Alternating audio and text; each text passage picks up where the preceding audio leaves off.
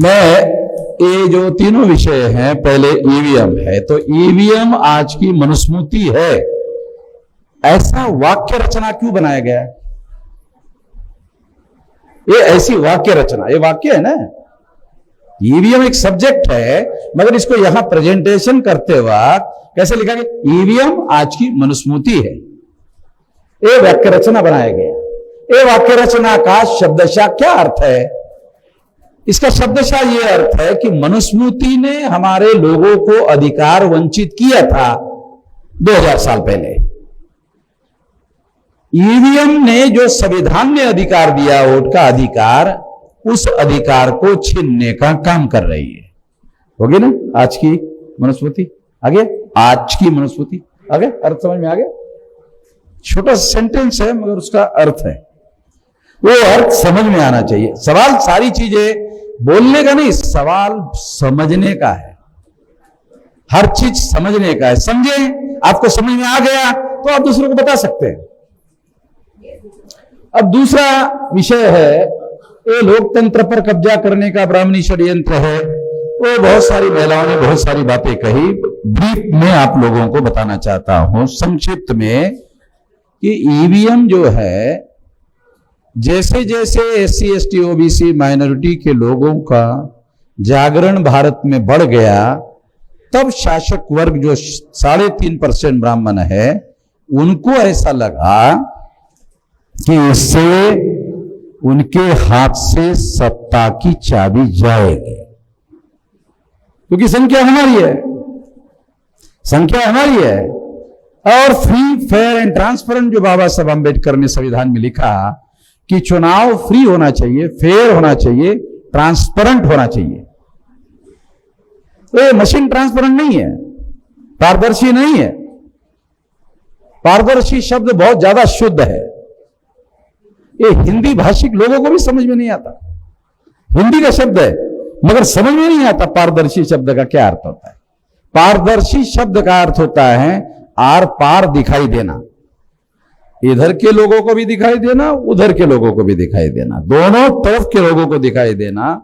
Machine में आप vote डालते हो, वोट डालने के बाद वो अंदर जाता है, पता नहीं चलता वो आपने जिसके नाम पर डाला उसी के नाम पर जमा हुआ या नहीं हुआ। इस वजह से मशीन पारदर्शी नहीं है। तो ये जो चुनाव है, ये फ्री यानी मुक्त, फेयर यानी निष्पक्ष, पारदर्शी यानी ट्रांसपेरेंट नहीं है। इस वजह से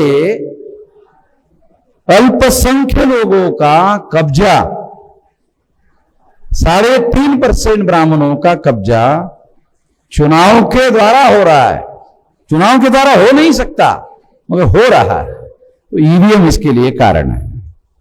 अब इस ईवीएम को खत्म किए बगैर बहुसंख्याक लोगों पर राज कायम नहीं किया जा सकता। बहुसंख्याक लोगों पर राज नहीं स्थापित किया जा सकता। इससे अल्पसंख्याक लोगों का बहुसंख्याक लोगों पर राज स्थापित हो गया है। तो हो नहीं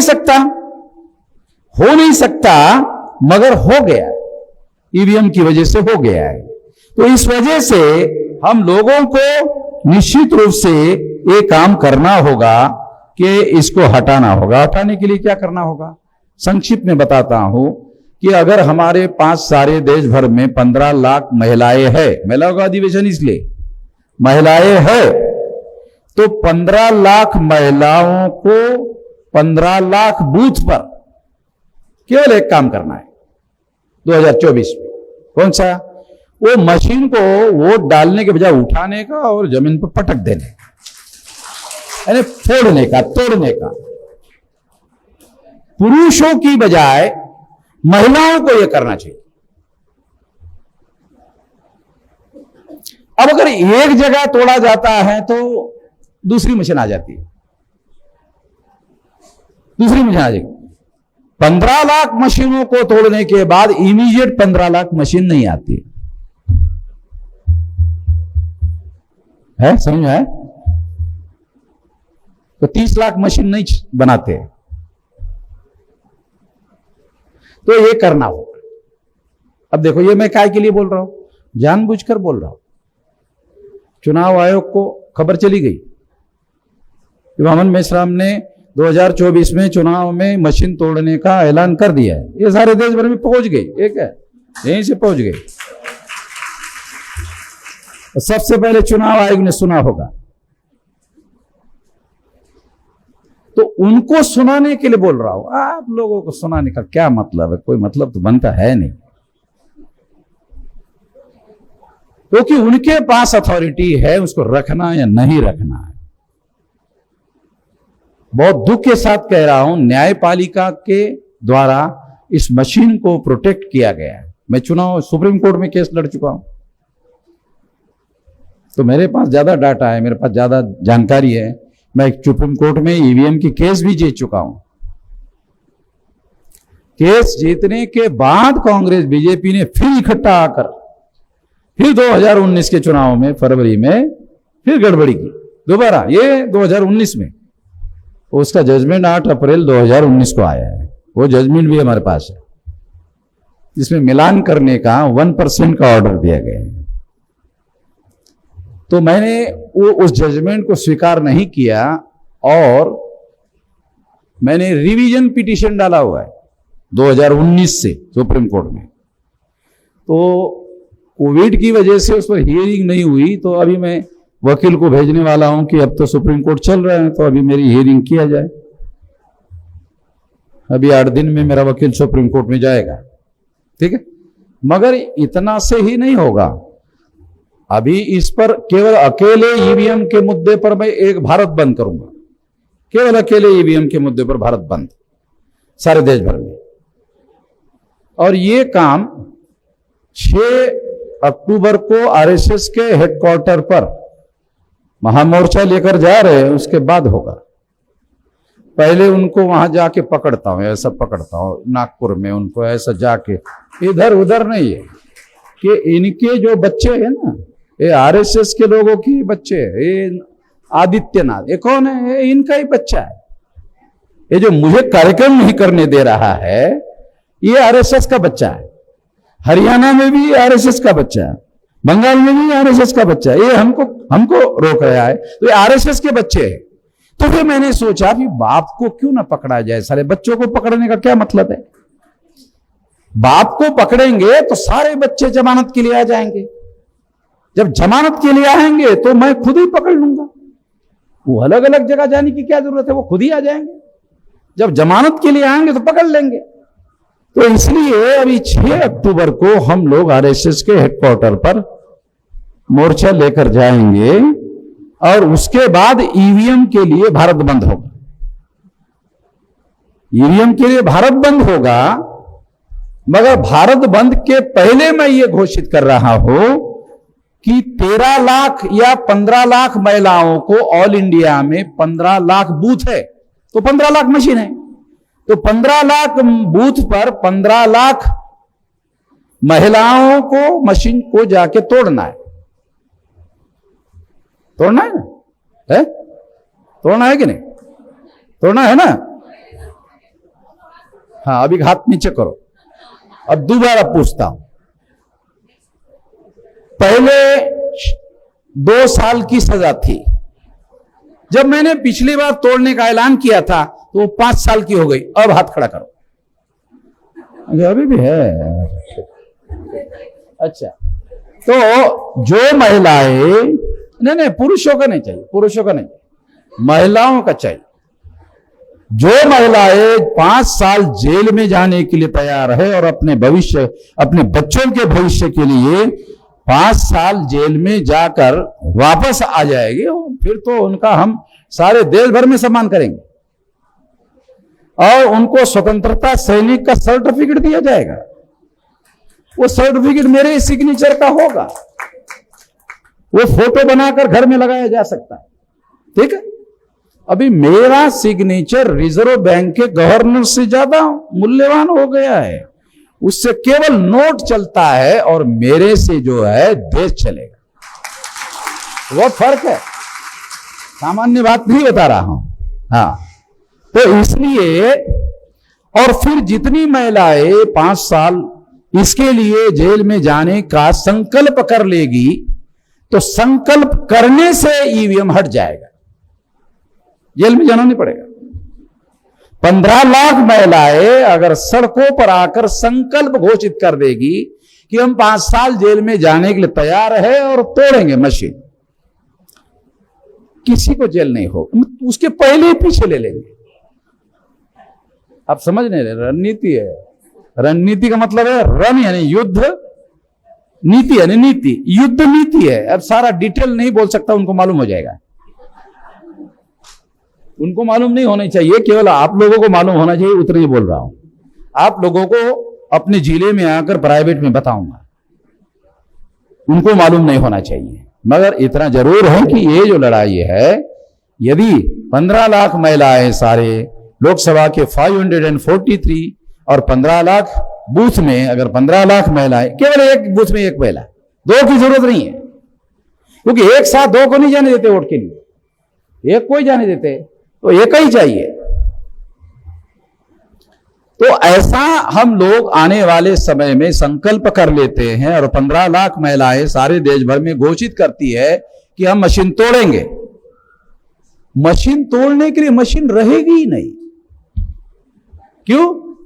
पीछे ले लेंगे। इतनी ज्यादा ताकत होगी महिलाओं में, पता नहीं आप लोगों को अपनी ताकत का एहसास नहीं है। ये ताकत आपके अंदर है। पुरुष तो आसानी से जेल में जाके वापस आ जाता है, 15 लाख महिलाएं ईवीएम को हटाने के लिए जेल में जाने का संकल्प कर रही है। कलंक लग जाएगा मोदी के नाम पर दुनिया में। अभी आज की खबर है ना, दुनिया का बड़ा नेता, तो दूसरी खबर आई है, दुनिया का सबसे कलंककारी नेता 15 लाख महिला को जेल में डाला। तो कोई आदमी ये कलंक लेने के लिए तैयार नहीं होगा। तो इसलिए ईवीएम के बारे में अब केवल एक ही मुद्दा बता रहा हूं, वो ये है कि इसे 2024 में तोड़ना है। ओके, यहां से जाकर अभी महिलाओं को अपने अपने जिले में तैयार करो, मानसिक रूप से जेल में जाने के तैयार करो। जो महिलाएं मानसिक रूप से जेल में जाने के तैयार होगी, उनको ये भी बोलो जेल में जाना नहीं पड़ेगा, तैयारी करोगे तो। जेल में जाने की तैयारी करोगे तो जेल में नहीं जाना पड़ेगा। जेल में जाने से डरोगे, बार बार जाना पड़ेगा। ये लड़ाई है, ये रणनीति का मामला है। ये लड़ने वाले लोगों को, लड़ाई लड़ने वाले लोगों को मालूम है ये हुनर क्या है, तो वो हम जानते, इसलिए बता रहा हूं। अब दूसरा विषय है कि विरासत का अधिकार मिलना चाहिए।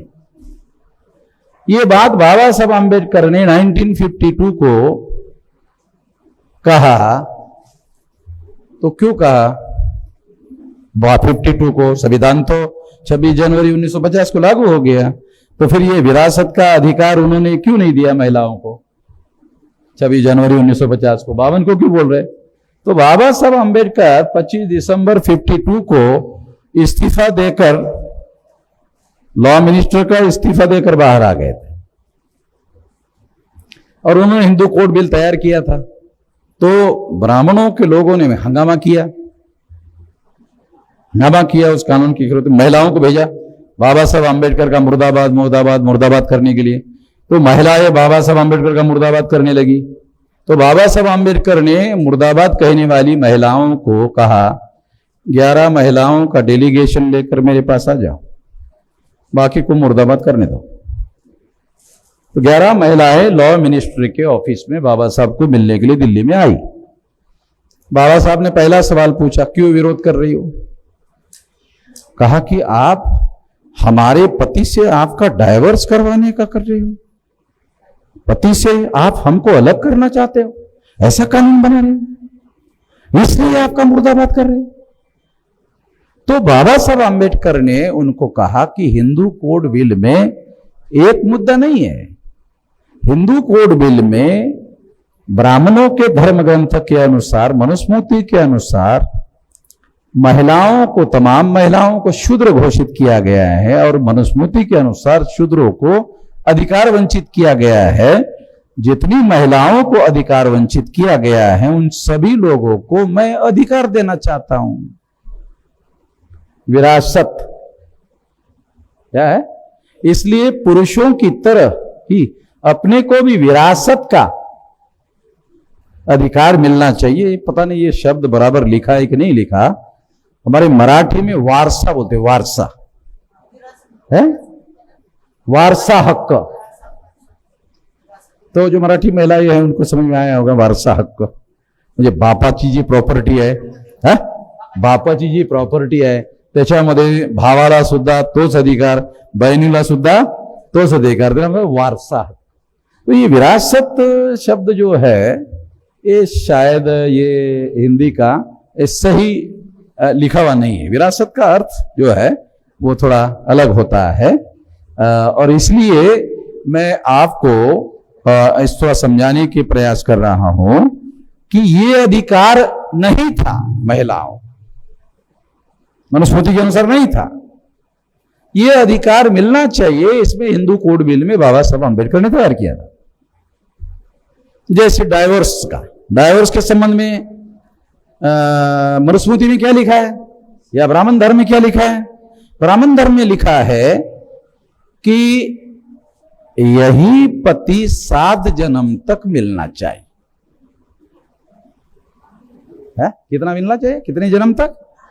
7 जन्म तक। अब एक महिला एक जन्म में मर गई, अब उसको कैसे मालूम होगा कि 6 रह गए? एक तो हो गया, अब मरने के बाद मान लो ये पुनर्जन्म तो हम मानते नहीं, अगले जन्म में वो पैदा हो गई, तो वो पूरे जन्म में इसका पति फला फला था और वही पति के साथ दोबारा उसका शादी हो गया है, ये उसको पता कैसे चलेगा? पता नहीं चलेगा। इसका अर्थ है, क्या अर्थ है? दोबारा 7 बार दोबारा मर जाएगी, तो तीसरी बार भी पता नहीं चलेगा कौन सा पति है। मरने के बाद यही मिल गया कि नहीं मिला कि दूसरा है। यानी 7 की गिनती 1 होने के बाद 6 रह गए, 2 होने के बाद 5 रह गए, वो गिनती 1 से शुरू होती ही नहीं है। आज नगद और कल उधार, मालूम है? आज नगद कल उधार। वो दुकानदार के पास आप जाते हो, उसमें लिखा रहता आज नगद है कल उधार है। फिर आप सोचते हैं वो कल उधार बोला था, दुकानदार ने लिख के रखा कल उधार देंगे, आज नहीं देंगे। फिर कल गया, फिर पड़ा आज नगद है कल उधार है। आ रहा? कुछ समझ में आ रहा है? नहीं आ रहा है? यानी आप दुकान में गए, उसमें लिखा है आज नगद है कल उधार है, ठीक है? तो वो जिसने पढ़ा बोला नहीं कल उधार मिलने वाला है, कल जाता हूं। फिर कल आ गए तो फिर पढ़ा आज नगद है कल उधार है, आज कल आता ही नहीं है। उसी तरह से 7 जन्म वाला जो पति वाला मामला है वो आता ही नहीं है। तो ब्राह्मणों का जो चक्कर है ये आपको समझा रहा हूं। तो बाबा साहब ने क्या व्यवस्था किया डाइवोर्स में? क्या व्यवस्था कि जिस पति के साथ जिस पत्नी का व्यवहार वो उसके साथ रहना नहीं चाहती, ये उसको आजादी होनी चाहिए। वो उसके साथ रहना चाहती, उसकी इच्छा है, नहीं रहना चाहती वो भी उसकी इच्छा है, उसकी आजादी है। वो चाहे तो उससे डाइवोर्स लेकर रीमैरिज कर सकती है। रीमैरिज का भी अधिकार जो है नहीं, ब्राह्मण धर्म के अनुसार रीमैरिज का भी अधिकार नहीं है।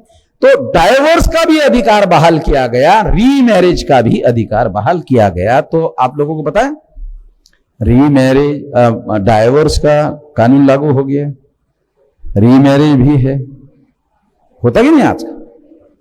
तो ये अधिकार बाबा साहब आंबेडकर ने, ये आजादी का अधिकार, आप बोल रहे ना आजादी होनी चाहिए, आजादी, ये आजादी का अधिकार का मामला है। ये गुलामी से महिलाओं को आजादी मिलनी चाहिए, ये शब्द है, व्यवहार में ये बात है। मान लो कोई शराबी आदमी पति है, किसी महिला का पति शराबी है, ठीक है? वो शराब पी के घर में आ रहा है और डेली कुटाई कर रहा है। कुटाई समझते हो? एक है पिटाई, एक है कुटाई। यानी पिटाई यानी थोड़ा सा, कुटाई यानी ज्यादा। दोनों शब्द के अलग अलग अर्थ है, एक पिटाई का है, एक कुटाई का है। तो वो पति जो है पिटाई भी करता है, कुटाई भी करता है, तो एक आध बार तो महिला या कोई महिला सहन कर लेती है, जब बार बार ऐसे होता है कोई सहन नहीं कर सकता तो उसको अधिकार होना चाहिए, ये बात है। ऐसे वारसा के बहुत सारे अधिकार हैं, ऐसे तमाम प्रकार के अधिकार है, वो हिंदू कोड बिल में बाबा साहब आंबेडकर ने देने के लिए लिखा था, वो मंजूर नहीं हुए, इस्तीफा देना पड़ा। इस्तीफे में ये कारण लिखा हुआ है कि मैंने तमाम लोगों को अधिकार दिए, एक महिलाओं को रह गया, तो महिलाओं को देने के लिए भी उन्होंने कानून बनाया और कानून बनाकर लागू करने की कोशिश की। ब्राह्मणों ने उसका विरोध किया। जब विरोध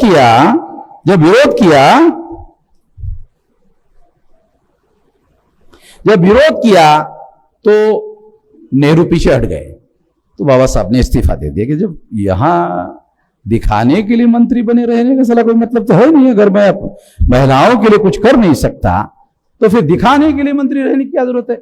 महिलाओं के लिए भी इस्तीफा दिया। मुझे नहीं लगता महिलाओं को पता है कि नहीं, हिंदू कोड बिल के लिए इस्तीफा देने का मतलब है महिलाओं के लिए इस्तीफा दिया। अगर आप हिंदू कोड बिल के लिए इस्तीफा दिया कहते हो और इसके बजाय महिलाओं के लिए इस्तीफा दिया है, बहुत फर्क है, समझने का फर्क है। मगर रियल में महिलाओं के लिए इस्तीफा मालूम नहीं है। तो बाबा साहब आंबेडकर कहते हैं ये भाषण से मिलने वाला नहीं है, संघर्ष करना पड़ेगा, आंदोलन करना पड़ेगा। इस बात को बाबा साहब आंबेडकर ने आंदोलन का एक स्टेप उठाया। क्या उठाया? महिलाओं के अधिकार के लिए तुम लागू करने का विरोध कर रहे हो, ए लो इस्तीफा। इस्तीफा देना भी आंदोलन का मामला था। इस्तीफा देने के बाद नेहरू को लगा कि 50% महिलाओं में मेरी प्रतिमा मलिन हो गई है, अगले चुनाव में पता नहीं महिलाएं मुझे वोट देगी कि नहीं देगी। मजबूर होकर बाबा साहब आंबेडकर के इस्तीफे की वजह से एक टुकड़ों टुकड़ों में कई बार पास किया गया है। मुझे लगता आप लोगों को पता है, एक साथ पास करने के बजाय टुकड़ों टुकड़ों में पास किया। तो इसलिए बाबा साहब आंबेडकर कहते हैं कि सभा सम्मेलनों में भाषण करने से नहीं होगा, आंदोलन करना होगा। तो उन्होंने आंदोलन के लिए एक स्टेप उठाया, इस्तीफा, तो लागू हो गया। दूसरा विषय हो गया। तीसरा है महिलाओं का ज्वाइंट इलेक्टेड नहीं होना चाहिए, किसी को भी नहीं होना चाहिए, पुरुषों को भी नहीं होना चाहिए, महिलाओं को तो होना ही नहीं चाहिए, बिल्कुल नहीं होना चाहिए। दिखता क्या है, अरे महिलाओं को ज्वाइंट इलेक्टेड के नाम पर अधिकार दिया गया है। तो बाबा साहब आंबेडकर ने लिखकर रखा, ज्वाइंट इलेक्टोरेट से दलाल और भड़वे पैदा होते हैं और Gandhi and Congress have done to untouchable, Gandhi and emancipation of untouchable, states and minority, ये 3 ग्रंथ है जिसमें बाबा साहब आंबेडकर ने लिख कर रखा। उसमें उन्होंने कहा ये दलाल और भड़वे पैदा होंगे ज्वाइंट इलेक्टोरेट से। अगर ज्वाइंट इलेक्टोरेट से दलाल और भड़वे पैदा होंगे, यह शब्द प्रयोग पुरुषों के लिए हम विचार करते हैं कि यह पुरुषों के लिए कहा गया बाबा साहब आंबेडकर ने कि ये पुरुष दलाल हो जाएगा, भड़ुआ हो जाएगा। मान लो ये महिलाओं के लिए लागू हो गया, वो लागू है ही।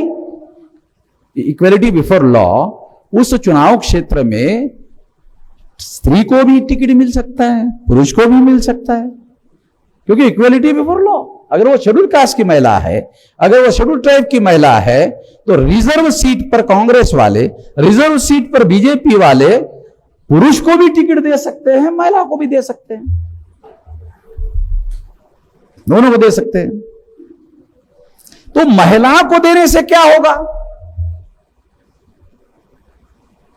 तो महिला को देने से, देखो बाबा साहब का शब्द लागू करता हूं कि दलाल होगा, भड़ुआ होगा, तो महिला दलाल होगी, भड़ुआ होगी, तर्क नहीं जम रहा है, तर्क शब्द सूट नहीं हो रहा है। ये शब्द जो है सुटेबल नहीं बन रहा है। पुरुष के लिए दलाल भड़ुआ शब्द बराबर सूट हो रहे हैं, महिला में दलाल पैदा होगी और भड़ुआ पैदा होगी, सूट नहीं हो रहा है। तो इसके लिए जो शब्द प्रयोग किया जा सकता है वो माइक पर मैं बोल नहीं सकता, माइक पर मैं बोल नहीं सकता। तो इसलिए नहीं बोल सकता क्योंकि वो ऐसी महिलाओं को टिकट देंगे और ऐसी महिलाएं चुनकर आएगी तो राजनीति का बहुत भारी पतन होगा। ऐसी महिलाएं उसमें से चुनकर जाएगी। पुरुषों में तो दलाल पैदा होगा, भड़ुआ पैदा होगा। अब महिला में दलाल होगा, भड़ुआ होगा, यह शब्द प्रयोग की जगह महिला के लिए दूसरे शब्दों का प्रयोग करना होगा, और जिन शब्दों का प्रयोग करना होगा वो माइक पर मैं बोल नहीं सकता।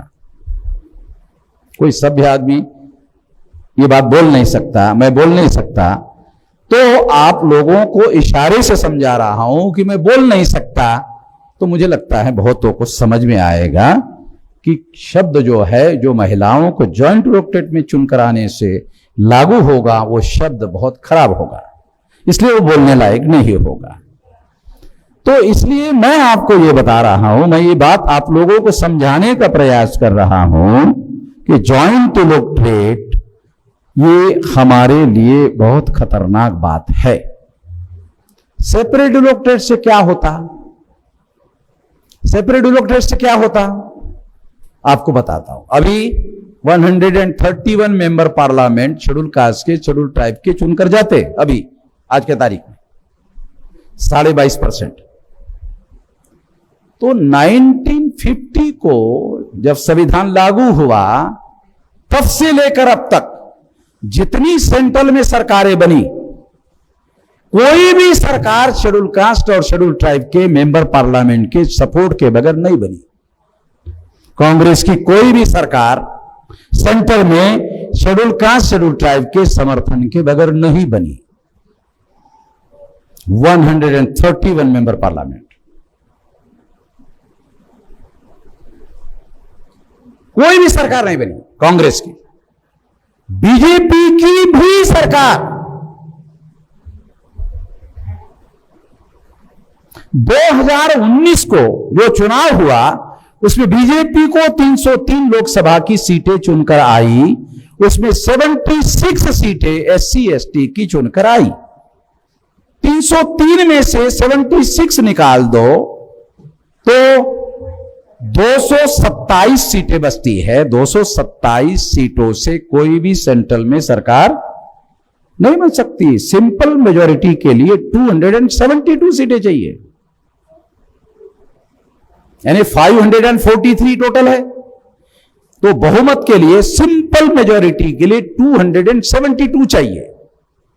303 आई, 303 में 76 एससी और एसटी की है, अगर वो माइनस कर दो तो 227 रहती है।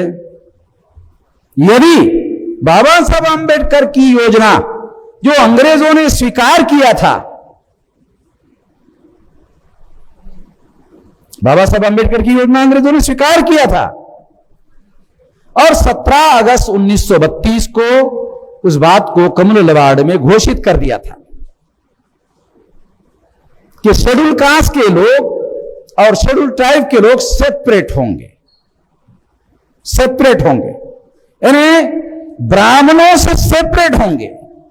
इसका मतलब है कि ब्राह्मण अंग्रेजों के गुलामी से आजादी हासिल का आंदोलन चला रहे हैं, तो अंग्रेजों से आजाद हो जाएंगे, नहीं सेपरेट हो जाएंगे, अंग्रेजों से सेपरेट हो जाएंगे। मगर शेड्यूल कास्ट और शेड्यूल ट्राइब को यदि सेपरेट इलेक्टोरेट लागू होता तो शेड्यूल कास्ट और शेड्यूल ट्राइब के लोग ब्राह्मणों से सेपरेट हो जाएंगे। सेपरेट का मतलब है पृथक हो जाएंगे। पृथक, एक और शब्द का यूज कर रहा, पृथक हो जाएंगे। तीसरा शब्द यूज कर रहा हूं, अलग हो जाएंगे। अंग्रेजी में सेपरेट हो जाएंगे, यानी ब्राह्मणों के नियंत्रण में थे, ब्राह्मणों के अधीनस्थ थे, ब्राह्मणों के गुलाम थे, वो 17 अगस्त 1932 को आजाद हो जाएंगे। आजाद कैसे होंगे? अब ब्राह्मणों के भरोसे पर शेड्यूल कास्ट का या शेड्यूल ट्राइब का कैंडिडेट जीतना या हारना अवलंबित नहीं है। अगर शेड्यूल कास्ट का कैंडिडेट जीतना है तो शेड्यूल कास्ट वाले ही डिसाइड करेंगे। शेड्यूल ट्राइब का आदमी जीतना है, शेड्यूल ट्राइब के लोग ही डिसाइड करेंगे।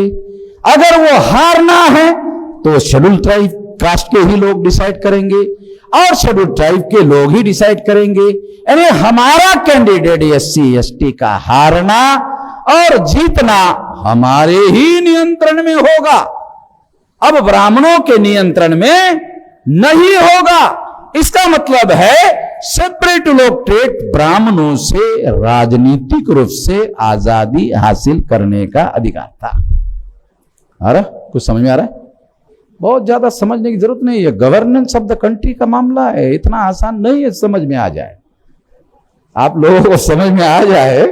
मैंने सारिका को घंटा भर समझाया था, थोड़ा बहुत 1-2 मिनट उसने कुछ बोला, मैं फिर सुनना बंद कर दिया उसका। सारिका का मैंने सुनना बंद कर दिया कि इसको मैंने जो कहा था वो बोल नहीं रही है, जो नहीं कहा था वो बोल रही है। हाँ, तो ये गवर्नेंस ऑफ द कंट्री का मामला है, इतना आसान नहीं है कि आधे घंटे में समझ में आ जाए। गवर्नेंस ऑफ द कंट्री समझ रहे हो? देश को गवर्न करने का मामला है। बाबा साहब अंबेडकर ने कहा हमारे लोगों को शासन करने वाली जमात बनाना है। तो बना दिया था 17 अगस्त 1932 को बना दिया था, शासक वर्ग बना दिया था। कोई सरकार 1950 के बाद शेड्यूल कास्ट और शेड्यूल ट्राइब के समर्थन के बगैर दिल्ली में बनती ही नहीं। 131 लोग जब सेपरेट इलेक्टेड होता तो जो सबसे ज्यादा झगड़ालू आदमी चुनकर जाता,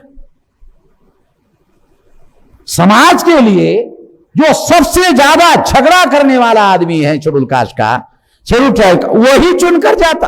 और जब वो चुनकर जाता पार्लियामेंट में तो गांधी की बाल पकड़ने के लिए बाल ही नहीं थे, बाल पकड़ते उधर गांधी के, ऊपर से जब नहीं मिलते तो साइड में पकड़ते गांधी के। तो गांधी को पहले मालूम हो गया साला ये बाजू के भी ये लोग नहीं रखने वाले, ये भी उखाड़ कर फेंक देंगे पहले ही, तो ऊपर वाला तो खत्म हो गया है। गांधी को पहले समझ में आ गया। तो गांधी ने इसके विरोध में आमरण अनशन शुरू किया कि ये तो शेड्यूल कास्ट और शेड्यूल ट्राइब के समर्थन के बगैर आजादी हम हासिल कर लेंगे, सरकार नहीं बना पाएंगे। सरकार बनाने के लिए तो अंबेडकर का ही समर्थन लेना पड़ेगा भाई। अंबेडकर के समर्थन के बगैर कोई सरकार बनने वाली ही नहीं है। और अंबेडकर के हाथ में जब 131 मेंबर पार्लियामेंट होते, 22.5% होते, तो वो कह सकते मेरे को ही बनाओ प्रधानमंत्री, वो मेरे को ही बनाओ, सरकार ही बनाना है ना, तो मेरे को ही बनाओ। क्योंकि काशीराम जी के पास सीटें कम होती थी, मगर वो नहीं, मुख्यमंत्री तो मेरा होना चाहिए। 2 महीने तक उन्होंने अपने लोगों को छुपा कर रखा, नहीं मुख्यमंत्री तो मेरा होना चाहिए। सीटें 63, 403 में 63 सीटों पर मुख्यमंत्री बनाया मायावती को। मायावती की तो अब क्या बोला जाए, आप महिला लोग हैं, उसमें बोलूंगा आप लोगों को भी थोड़ा सा बुरा लगेगा। मायावती तक तो पहुंचेगा नहीं, वो तो सुनती ही नहीं किसी का, इसी वजह से उसका बेड़ा गर्क हो गया। अभी बेड़ा गर्क करने के लिए, अभी उसका बेड़ा गर्क करने के लिए बोलने की जरूरत ही नहीं है, उसका बेड़ा गर्क हो गया। तो इस तरह से ये जो अधिकार है, इससे हम लोग आजाद भारत में शासक वर्ग हो गए। ये बाबा साहब का स्टेटमेंट है, कानपुर में उन्होंने दिया, लखनऊ में उन्होंने दिया कि ये लोग शासक वर्ग हो गए होते। शासक वर्ग होते, ओबीसी की जाति आधारित गिनती के लिए कोई आंदोलन करने की जरूरत ही नहीं थी। बाबा साहब अंबेडकर उसको लागू कर देते। मगर जब गांधी ने बाबा साहब अंबेडकर का विरोध किया तो ओबीसी ने गांधी जी का समर्थन किया। ओबीसी ने गांधी जी का समर्थन किया। मैडम पुष्पा जी, ऐतिहासिक जो गलती है, उस गलती की वजह से क्या हुआ? पुनः पैक्ट लागू हो गया। ओबीसी ने गांधी का समर्थन किया, इसकी वजह से पुनः पैक्ट लागू हो गया। पुनः पैक्ट से 22.5% दलाल और भड़वे मिल गए। ओबीसी की जरूरत ही नहीं रही। बगैर ओबीसी के समर्थन के उन्होंने सरकार बना ली और उन्होंने सोचा जब एससी एसटी के लोगों के समर्थन से ही हम अपनी सरकार बना सकते हैं तो ओबीसी की जाति आधारित गिनती करने की जरूरत क्या है। जिस गांधी को ओबीसी के लोगों ने साथ सहयोग किया, उसका परिणाम ओबीसी के लोग भुगत रहे। बहुत लोगों को राजनीति समझ में नहीं आती। राजनीति इतना आसान नहीं है कि समझ में आ जाए। राजनीति का क्या मतलब है? राजनीति का मतलब है देश चलाने वाली नीति। तो बच्चों का खेल तो है नहीं, इतना आसान तो है नहीं। तो इसलिए ये जो जॉइंट इलेक्टोरेट है, ये जॉइंट इलेक्टोरेट ने अल्पसंख्य ब्राह्मणों को बहुसंख्य लोगों पर राज करने का अधिकार बहाल किया और हमारे लोगों को दलाल और भड़ुआ बनाने का काम किया और इसका सहारा लेकर ओबीसी के भी अधिकारों को रोकने का काम किया। इतना भयंकर परिणाम हुआ। इसकी समीक्षा हम लोग क्यों कर रहे हैं? ओबीसी को ब्लेम देने के लिए नहीं बोल रहा हूं। यह बात मैं ओबीसी को ब्लेम देने के लिए नहीं बोल रहा हूं। काहे के लिए बोल रहा हूं?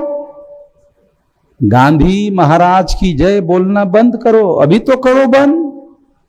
गांधी महाराज की जय, अरे गांधी महाराज की जय। तेरे पिछवाड़े पे साले जितनी चुनाव हुए उतनी लात मारा। जय तो बंद करो। इसके लिए बोल रहा हूं। उसकी वजह से तुम्हारे साथ सत्यानाश हो रहा है। तो ये बात खास तौर पर मैं समझा रहा हूं। तो एक तो सेपरेट इलेक्टोरेट लागू हो गया होता, दो बातें होती। गांधी को 15 अगस्त को आजादी मिली और शेड्यूल कास्ट शेड्यूल ट्राइब को 17 अगस्त 1932 को मिली। कितने लोगों को पता है?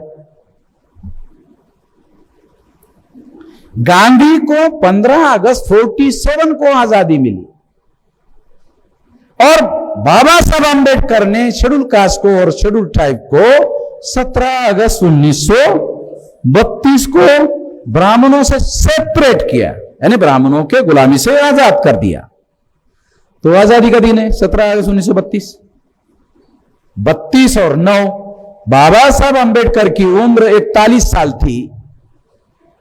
तो 41 साल के उम्र में बाबा साहब अंबेडकर ने हमारे लोगों को आजादी दिलाई। और एक्चुअल लड़ाई कितनी है? तो 1918 से लेकर 1932। तो 32 से 18 निकालो, कितने रह गए? 16 कि 14 है? 18 और 14 32 है ना। 14 साल के संघर्ष में बाबा साहब अंबेडकर ने हमारे शेड्यूल कास्ट के लोगों को आजादी दी। 14 साल केवल। कैलकुलेट करके बता रहा हूं। है किसी को पता नहीं? ये आजादी है। दूसरा, एक तो आजादी है, दूसरा पॉलिटिकल पावर, शासन करने वाली जमात। दो बातें, ये दो अधिकार हासिल किए और इस वजह से गांधी ने आमरण अनशन किया। इस वजह से आमरण अनशन किया गांधी ने।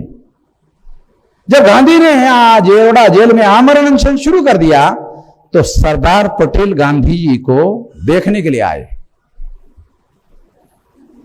जब देखा गांधी जी को, अरे तो जा रहा है, 2-4 दिन में जाने वाला है। जाने वाला समझ रहा हूं, ये 2-4 दिन में जाने वाला है। तो अरे गांधी जी को कहा, गांधी जी अछूतों में और आजादी के बीच में आप अपने आप को सैंडविच क्यों बना रहे हो? सैंडविच समझते हो? घर में बना के खाते हो भाई। है 2 ब्रेड के टुकड़े और बीच में टमाटर, तो ये जो टमाटर है ये गांधी है। सरदार पटेल ने गांधी जी को कहा कि आप अछूतों में और आजादी के बीच में आपने अपने आप को सैंडविच क्यों बनाया? तो गांधी जी को लगा कि सरदार पटेल को समझ में नहीं आ रहा मैं उपवास क्यों कर रहा। तो महादेव भाई देसाई उनके प्राइवेट सेक्रेटरी थे, उनको इशारे से कहा, महादेव भाई तो गुजरात में कोई भी आदमी का कुछ भी नाम हो उसमें भाई लगता है, कोई भी नाम भाई, कोई भी नाम भाई, और गुजरात में जो महिला है कोई भी नाम बेन, भाई बेन, ये दो नाम उस रिवाज है। आप लोगों को मालूम हो सारे देश का, मैं सारे देश का जानता हूं तो थोड़ा थोड़ा अलग अलग जो संस्कृति है अलग अलग राज्य की वो जानता हूं, इसलिए बता रहा हूं आपको। तो महादेव भाई को गांधी ने कहा इस सरदार को समझ में नहीं आ रहा, जरा मुझे उठा के बिठाओ। तो 2-3 पीलो लेकर गांधी जी को उठाकर बिठाया और पीछे टेकने के लिए गांधी जी को पीलो लगाया। गांधी टेक के बैठ गए और साइड में सरदार पटेल बैठ गए। तो गांधी जी ने सरदार पटेल को कहा कि सरदार तुम जानते नहीं हो, सेपरेट इलेक्टोरेट की वजह से मुसलमानों के प्रतिनिधि चुनकर जा रहे, सच्चे प्रतिनिधि चुनकर जा रहे, वो मुसलमान गुंडे, वो मुसलमान गुंडे। गांधी जी बोल रहे, असली गांधी बता रहा हूं, क्योंकि दुनिया वालों को असली गांधी मालूम नहीं, मुझे मालूम है असली गांधी। गांधी जी ने सरदार पटेल को कहा कि जो मुसलमान सेपरेट इलेक्टोरेट में चुनकर जाते हैं वो मुसलमानों के सच्चे प्रतिनिधि है, वो मेरी सुनते नहीं है, वो मुसलमान गुंडे। यानी रियल रिप्रेजेंटेटिव को गांधी जी गुंडे बोल रहे, जो गांधी जी की हां में हां मिलाए। बहुत सज्जन आदमी है, यानी उसके विरोध में भी बोले गांधी तो भी सज्जन आदमी है। इसलिए गांधी जी ने कहा मुसलमान गुंडे, उसी तरह अगर अछूतों के प्रतिनिधि सेपरेट इलेक्टोरेट में, आदिवासियों के प्रतिनिधि सेपरेट इलेक्टोरेट में चुनकर गए, दोनों गुंडे इकट्ठा हो जाएंगे। सरदार, दोनों गुंडे इकट्ठा हो जाएंगे संसद में, इधर उधर नहीं, संसद में इकट्ठा हो जाएंगे और सरकार तो तुम्हारी बनेगी, सरकार तो तुम्हारी बनेगी, मगर चलने नहीं देंगे। सरकार तुम्हारी बनेगी मगर चलने ये लोग नहीं देंगे, और सरकार तुम्हारी गिर जाएगी, इसलिए उपवास कर रहा हूं। तू सैंडविच की बात कर रही है, तेरे को समझ नहीं आ रही है, मैं उपवास क्यों कर रही है, तेरे को समझ में नहीं आ रही है। गांधी जी ने ये वार्ता सरदार पटेल को समझाई। महादेव भाई देसाई पर्सनल सेक्रेटरी थे गांधी जी के, जो भी डायलॉग हो रहा था महादेव भाई देसाई डायरी में लिख रहे थे। गांधी जी चले गए, सरदार भी चले गए, महादेव भाई देसाई भी चले गए, तो ये जो मैं तुमको बता रहा हूं मुझे कैसे मालूम हो गया? क्योंकि तुम तो, आप लोग बोलेंगे तुम तो पैदा ही नहीं हुए थे, तुमको कैसे मालूम हो गया? तुम तो ऐसा बोल रहे थे कि जैसे ये लोग डायलॉग कर रहे, बाजू में खड़े होकर तुम सुन रहे थे, ऐसी बातें कर रहे हो, तो तुमको कैसे मालूम हो गया? सरदार चले गए, गांधी जी चले गए, महादेव भाई देसाई चले गए, डायरी रह गई, डायरी रह गई। हमारे इतिहास से संबंधित कोई डॉक्यूमेंट हो और वामन मेश्राम को पढ़ने का मौका ना मिले, ऐसे कैसे हो सकता है भाई? मैं तो वहां जैसे कुत्ते की नाक होती है ना, सूंघते, मैं वहां सूंघता हूं, साला कहां हमारा इतिहास छुपा हुआ है। और वो डायरी हमने ढूंढ के निकाली, उस डायरी में ये डायलॉग है जिसमें गांधी जी मुसलमानों को, उनके रियल रिप्रेजेंटेटिव को कह रहे हैं मुसलमान गुंडे। आज भी मुसलमानों को गांधी जी बहुत भले आदमी लगते हैं, बहुसंख्य मुसलमानों को। कदीर साहब, ईमानदारी से बोल रहा हूं कि नहीं बोल रहा हूं? बहुसंख्य मुसलमानों को गांधी जी बहुत भले ही लगते हैं कि भला आदमी है ये। वामन मिश्रा खामखा कंट्रोवर्सी क्रिएट कर रहा है, ये तो भला आदमी है। देखो, दो आदमी के बीच का फर्क समझना सीखो। एक है good man and right man. The difference between good man and the right man.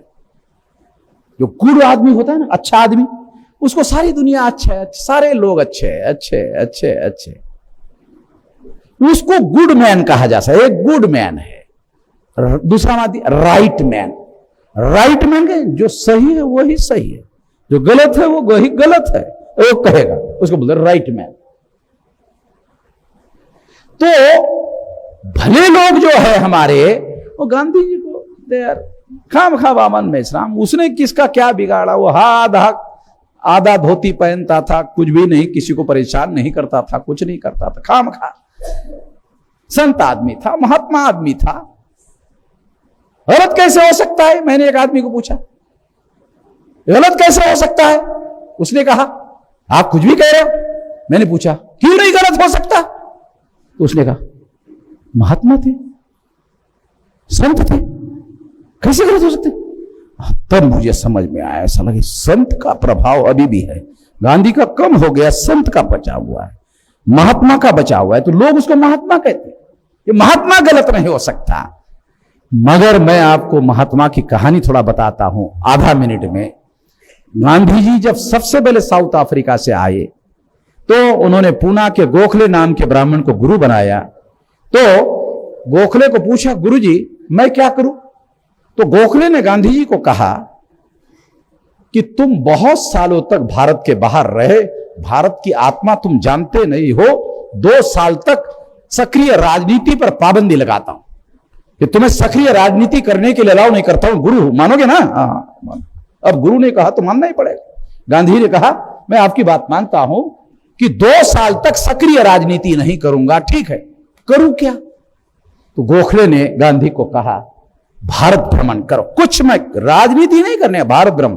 तो गांधी जी सारे देश भर में घूमे, सारे देश भर में घूमे। घूमने के बाद भारत के बारे में उनको जानकारी हुई। गांधी जी को क्या जानकारी हुई? भारत के लोग, साधारण लोग नेताओं को कम मानते हैं और साधु और महात्माओं को ज्यादा मानते हैं। गांधी जी को रहस्य पता चला भारत का कि भारत के साधारण लोग जो बहुसंख्य है वो नेताओं को कम मानते हैं, साधु महात्मा को ज्यादा मानते हैं। तो गांधी ने निर्णय किया मैं दिखने में साधु और महात्मा बनूंगा, व्यवहार में राजनीति करूंगा, नेतृत्व करूंगा। तो गांधी जी ने साधु और महात्मा बनने के लिए बहुत छोटा रास्ता अपनाया। वो छोटा रास्ता क्या है? एक मौका देखकर ऊपर का शर्ट फेंक दिया, हो गया खाली है, ऊपर खाली हो गया, कपड़ा फेंक दिया।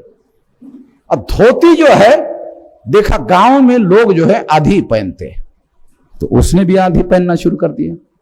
तो लोगों ने सोचा कि ये तो बैरिस्टर आदमी है भाई, हमारे जैसा किसान थोड़ी है, ये बैरिस्टर आदमी, फिर भी कमर के ऊपर कपड़ा नहीं, फिर भी आधी धोती पहन रहा है, जरूर कोई महान आत्मा होगा।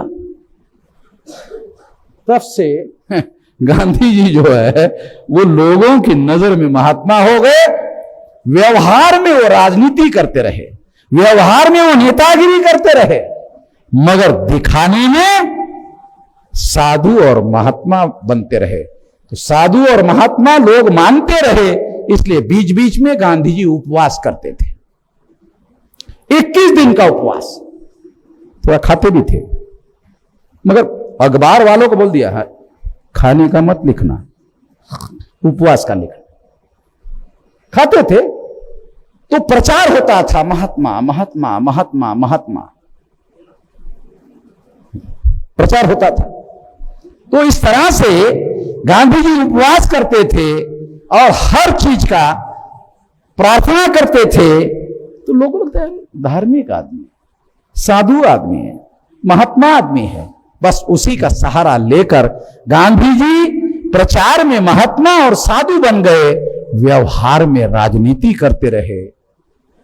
कांग्रेस से इस्तीफा दे दिया प्राइमरी मेंबरशिप। कांग्रेस वाले चिंता में पड़ रहे, आजादी का क्या होगा। देखो नौटंकी बाज का, गांधी कितना नौटंकी बाज था। उदाहरण, इस्तीफा दे दिया कांग्रेस कि मैं प्राइमरी मेंबर से इस्तीफा। कांग्रेस के लोग चिंता में पड़ गए, डेलीगेशन लेके गए गांधी जी के पास, आजादी के आंदोलन का क्या होगा। आप अगर नेतृत्व नहीं करेंगे तो आजादी के आंदोलन का क्या होगा। तो गांधी जी ने कहा चिंता मत करो, कांग्रेस वर्किंग कमेटी में रेजोल्यूशन पास करो सिंगल लाइन का। कदीर साहब देखो गांधी जी का दिमाग, एक लाइन, दो लाइन नहीं, एक लाइन का रेजोल्यूशन पास करना, आंदोलन करने का सर्वाधिकार गांधी जी को बहाल किया जाता है। बस एक लाइन का रेजोल्यूशन कांग्रेस वर्किंग कमेटी में पास कर देना, वो मेरे पास ले आना। बस मैं आंदोलन का नेतृत्व तो अपने हाथ में, दोबारा मेरे को पूछना नहीं मैं क्या कर रहा हूं, मैं आंदोलन कर रहा हूं, कब कर रहा हूं, कब पीछे ले रहा हूं, कब शुरू कर रहा हूं, पूछना नहीं मुझे। तो ज्यादा लंबा प्रस्ताव पास करेंगे तो साला कंडीशन लगा देंगे। गांधी जी ने कहा एक लाइन का प्रस्ताव पास करो। तो इस तरह से ये सारा पाखंड जो है बहुत सारे लोगों को पता नहीं है, जानकारी नहीं है। मगर मैंने एक किताब लिखने के लिए लिया है, उसका टाइटल है गांधी जी महान थे, question mark question mark question mark. आज तक ऐसा कोई किताब नहीं आया है, ज्यादा से ज्यादा एक क्वेश्चन मार्क है। मगर मैं जो किताब लिख रहा हूं, बहुत सा मटेरियल तैयार है, गांधी जी महान थे, question mark question mark question mark, 3 question mark. तो आदमी बड़ा है तो क्वेश्चन एक लगाने से कैसे होगा, डील नहीं होगा ना। जितना बड़ा आदमी है उसके हिसाब से क्वेश्चन लगाना पड़ेगा। तो वो किताब 101 घटनाएं मैं जानता हूं गांधी जी की, सारी अव्वल दर्जे के बदमाशी की। वो लिखने से गांधी जी कितना महान थे सबको मालूम हो जाएगा। भारत की तमाम भाषाओं में लिखा जाएगा, उर्दू में ट्रांसलेशन करेंगे ना, हाँ ये हमारा साथी, हाँ ये ट्रांसलेशन करेंगे उर्दू में, हिंदी में, ये सब जानते हैं। तो इस तरह से हमारे लोगों को ये जानकारी होगी कि गांधी जी की वजह से ओबीसी के लोगों का जो भारी नुकसान हुआ है, किस समय ने आपको सबूत के साथ बताया ना, ऐसी बहुत सारी बातें। तो साथियों इस तरह से गांधी जी इंग्लैंड में गए, 2 बकरियां लेकर गए। अंग्रेज के पत्रकारों ने देखा, तो थोड़ा देर पत्रकार बकरी को देखते, थोड़ा देर गांधी जी को देखते, फिर बकरी को देखते, फिर गांधी जी को देखते। तो गांधी जी ने कहा ये मेरी है। अच्छा, मतलब पत्रकारों को यकीन नहीं होगा कि गांधी जी की बकरियां। कहा हाँ मेरी। ये 2 क्यों लिया, एक से काम नहीं चलता, नहीं अलग अलग है, वैरायटी अलग है, तो दूध अलग वैरायटी का मिलता है। गांधी जी को लोग काजू बादाम किसकिस देते, खाते नहीं, बोलते दांत नहीं है, चबाने का कष्ट क्या करना है, बकरी को खिला देते थे। बकरी को खिलाने से क्या होगा कि बकरी खाएगी, दूध में तो सब आएगा ही आएगा। गांधी जी महान थे। ऐसे बहुत किस्से हैं जो 2 दुनिया वालों को पता है नहीं है, वो मुझे जानकारी है। तो इस तरह से हमारे राजनीतिक इतिहास में ये बातें बहुत अहम है कि उन्होंने हमारे लोगों के आजादी के अधिकार को खत्म कर दिया। आजाद भारत में SC, ST, OBC, माइनॉरिटी के लोगों को जो पॉलिटिकल रिप्रेजेंटेशन मिलता तो आजादी मिलती, पॉलिटिकल रिप्रेजेंटेशन नहीं मिला तो आजादी नहीं मिली। असल बात यह है। इसलिए मैं आप लोगों को ये जो जॉइंट इलेक्टोरेट है, ये जॉइंट इलेक्टोरेट की कुछ नई बातें आप लोगों को बताई। मैं यहीं पर आप लोगों को अपनी बात समाप्त कर देता हूं। ये जॉइंट इलेक्टोरेट जो है ये आज भी चालू है। ये संविधान पढ़ लो तो संविधान के आर्टिकल 330 आर्टिकल 330 में लिखा हुआ, संविधान ले लो और इसमें लिखा हुआ जो है 330 पढ़ो। 330 में आपको मिलेगा 361, 320, 330, 323, 330 देखो, reservation of seats for schedule caste and schedule tribe in the house of people, house of the people यानी लोकसभा हो गया। 330 लोकसभा में अनुसूचित जातियों और जनजातियों के लिए स्थानों का आरक्षण यानी पॉलिटिकल रिजर्वेशन। फिर दूसरा है 34 334 में लिखा है reservation of seats and special representation of cease after 60 year. इसका मतलब है स्थानों के आरक्षण और विशेष प्रतिनिधित्व का 70 वर्ष के पश्चात ना रहना, यानी 70 वर्ष तक ये पॉलिटिकल रिजर्वेशन चालू रहा।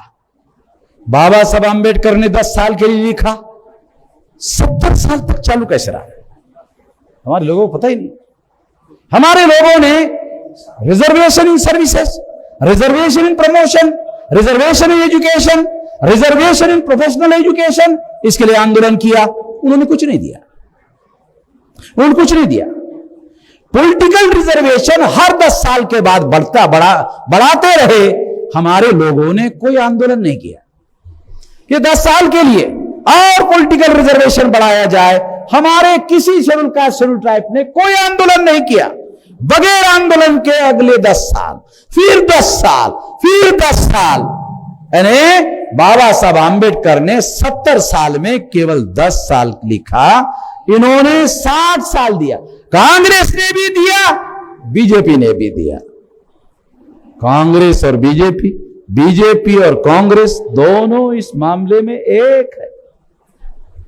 तुम्हारे लोगों को बहुत सारी बातों का जानकारी नहीं है, ज्ञान नहीं, अरे जानकारी नहीं है भाई, पता ही नहीं है। और अनपढ़ लोगों को जानकारी नहीं, अनपढ़ लोगों को पता नहीं, नहीं, पढ़े लिखे लोगों को पता नहीं, जानकारी नहीं, ये है समस्या। तो हमारे लोग क्या कहते हैं, जिसको बाबा साहब आंबेडकर ज्वाइंट इलेक्टेड से चुनकर जाने वाले एमएलए को क्या कहते हैं, एमपी को हमारे लोग क्या कहते हैं, बाबा साहब कहते हैं दलाल बड़ुआ है। हमारे लोग क्या कहते हैं, विधायक जी, विधायक जी, सांसद जी। अबे बाबा साहब दलाल कह रहा है, बाबा साहब बड़ुआ कह रहा है, और तू बाबा साहब जिंदाबाद करने वाला आदमी कहते हो विधायक जी, सांसद जी। अबे बाबा साहब को मान रहा कि नहीं मान रहा तू है? बाबा साहब को मान रहा कि नहीं मान रहा?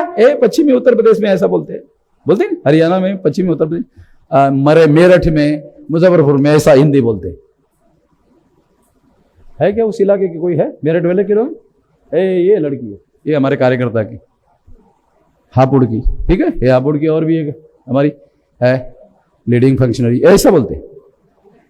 तो इस तरह से ये बात आपको मैं समझाने के लिए बता रहा हूं कि जॉइंट इलेक्टोरेट ने ऐसे लोग पैदा किए, पढ़े लिखे लोगों को पता नहीं, अनपढ़ों को कहां से होगा?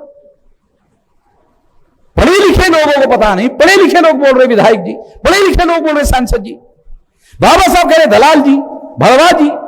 अब दलाल को जी नहीं लगता, क्या करे? भड़वा को जी नहीं लगता, कभी कोई नहीं सुना आपने दलाल को जी लगाते हुए? है सुना? कभी नहीं लगता। तो इस तरह से ये ऐसी बहुत सारी दुख भरी कहानी है। मैं लंबा लंबा बोलता हूं तो बहुत सारे लोगों को लगता है यार बहुत आदमी लंबा लंबा बोलता है, तो लंबा बोलता हूं मगर हर बोलने में डाटा होता है, नई जानकारी होती है जो हमारे लोगों को पता ही नहीं है।